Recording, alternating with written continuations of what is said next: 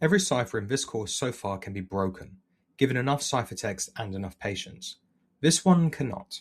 Not by a supercomputer, not by the entire internet, not by every computer that will ever exist, and remarkably, it's simpler than the Caesar cipher we started with. The story starts in 1917 at AT&T. An engineer called Gilbert Vernam invents a cipher for teleprinter traffic, combining each bit of the message with a bit from a punched paper tape using XOR. Shortly afterwards, a US Army officer named Joseph Mauborgne adds the critical finishing touch. The tape must be truly random, as long as the message, and used only once. That discipline is what turns the Vernam cipher into a one-time pad. 32 years later, in 1949, Claude Shannon, the founder of information theory, publishes a paper proving mathematically that a correctly used one-time pad cannot be broken. Not that it's hard to break, that it is impossible. It remains, to this day, the only cipher ever to carry that proof.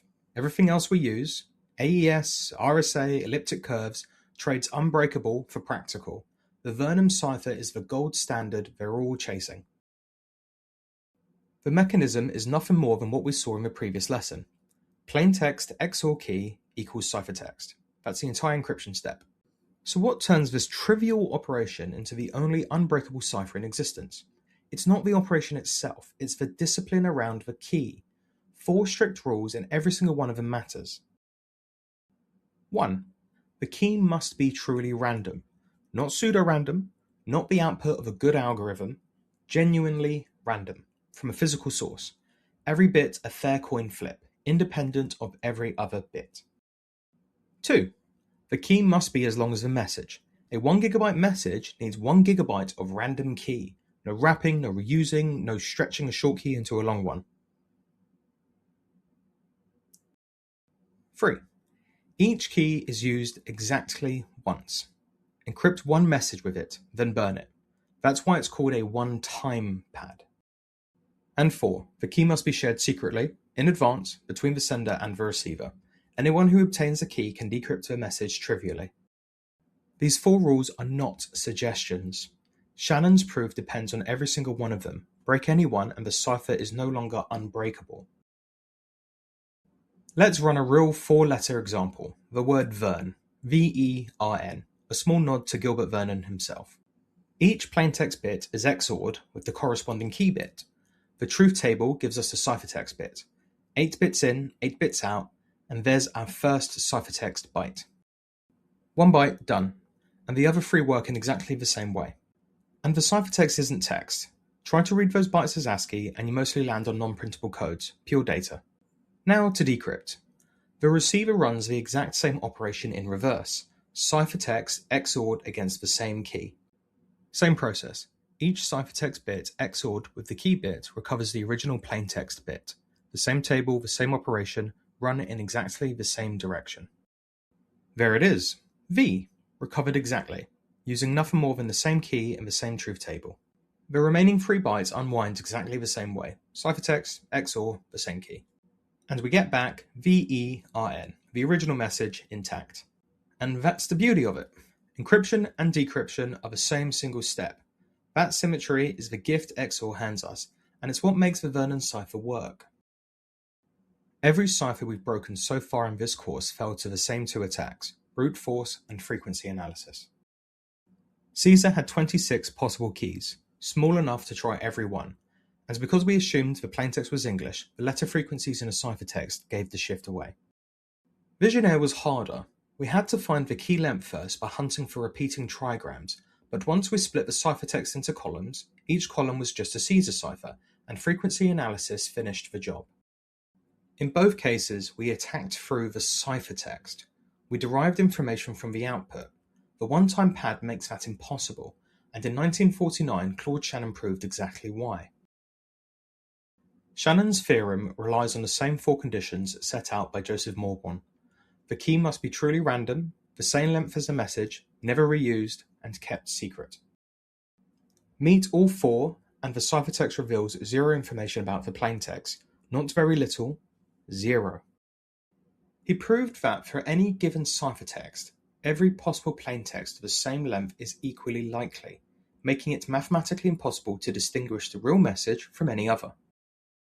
And he proved a critical lower bound. Perfect secrecy requires the key space to be at least as large as the message space. Let's see what that actually means. Start with Caesar. The key is just a single number, one shift. If we apply Shannon's rule that the key must be as long as a message, the longest text we can encrypt is one character. Not very useful for sending messages, but a starting point. Suppose I give you the ciphertext letter A and ask you to find the original. What could you do? Brute force? You try all 26 keys and get all 26 letters of the alphabet. Every single one is a valid decryption. Frequency analysis. If this is English, the most likely plaintext letter is E. But is it? You have one letter, no pattern to exploit, no second letter to compare to. We have no way to tell. Now, step it up to Visionaire. We've got a 5-letter ciphertext, GGPOS. We know it's a one-time pad, so the key must be exactly 5 letters long. We don't need to look for repeating trigrams. With a key as long as a message, there are none to find. We split into 5 columns and get 5 independent 1-letter Caesar ciphers. We're right back where we started. Frequency analysis on each column tells us the most likely letter is E. So is the answer E? Maybe, but it could also be the word apple, or the word hello, or a 2-word phrase, or an acronym. Each one has a perfectly valid key that produces the exact same ciphertext. The point is, once we find a candidate decryption, we have absolutely no way to know which one is the original plaintext. Now imagine a 100-character ciphertext. Pick a random key, 100 random letters, and decrypt. Try another key, and another, and another. Every single one produces a perfectly valid-looking plaintext. That's 26 to the power of 100 possible keys. Somewhere in that ocean of results is the real message, but there's no frequency signature, no pattern, no statistical fingerprint to pick out the real message. A 100-character one-time pad is nothing more than 100 independent 1-letter Caesar ciphers, and we've already seen that a single-letter cipher tells us absolutely nothing. This property has a name. Claude Shannon called it perfect secrecy. It means exactly what we just demonstrated. Seeing the ciphertext gives an attacker no information about the plaintext that they didn't have before. And this isn't about computational difficulty. It's not saying breaking a cipher would take a really long time, it's saying the information you'd need to break it just isn't there.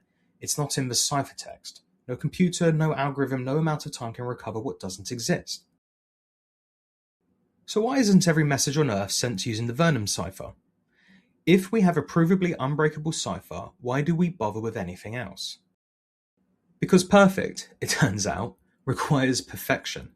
Shannon's proof depends on all 4 of those rules holding without compromise, and in a real world, with real humans, real hardware, and real schedules, perfection is extraordinarily hard.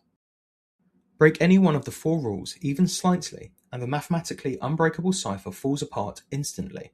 In the next lesson, we look at exactly how that happens, the ways a one-time pad has been broken in practice, from famous intelligence successes to amateur mistakes.